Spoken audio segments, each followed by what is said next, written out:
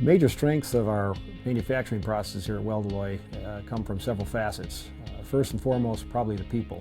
Besides myself, in my crew, we have people with varied backgrounds and different degrees in manufacturing. More than you can get in any academic world, though, on the machining side and some of the processes we run, we have many, many years of experience with the special alloys that we use. So we know the heat treat operations, the speeds and feeds, depths of cuts, and how to machine them best.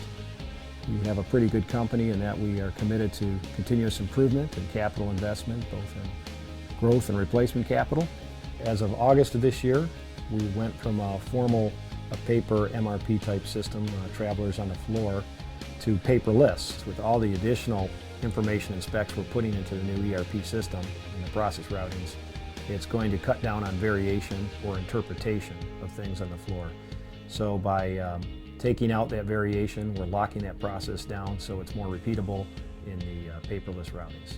It's pretty surprising how accurate the results have been in terms of predicting die fill, predicting maxing out of the press, predicting small folds, things of that nature. It allows us to take proactive measures to design out those flaws before we ever invest dollars into tooling or prototype parts. We do 9-point thermal surveys, 9-point cage surveys on each furnace as frequently as every month, and on some of the lesser used furnaces maybe every 3 months.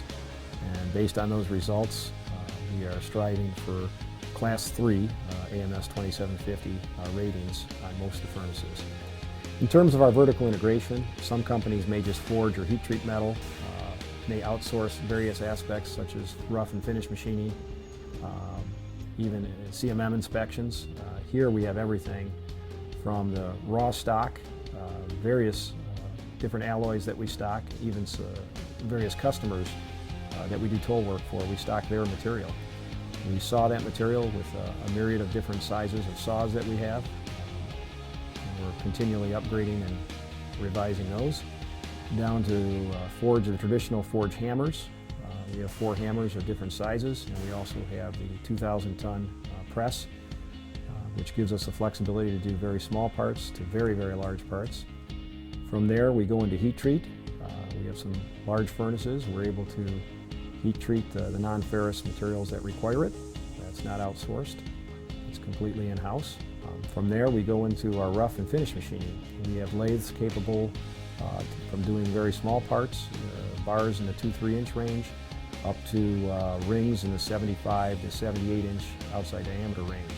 We have both manual and CNC lathes, chuck sizes ranging from 15 inch all the way up to 63 inches. In the mill department, we have 3 CNC mills at the moment, the very largest of which is used for large pieces and has a 120 inch X with a 65 inch Y and about a 31 inch Z. And that also has a live 4th axis, a 90-degree head on it, which is very unique, one of the first of its kind from the machine vendor. And that's programmable to go around the circumference of a part and do all the milling that's required in one setup. So prior to that very large mill, we may have to do 2 or 3 setups and index parts in order to get them fully machined. And now we are able to do that with one setup.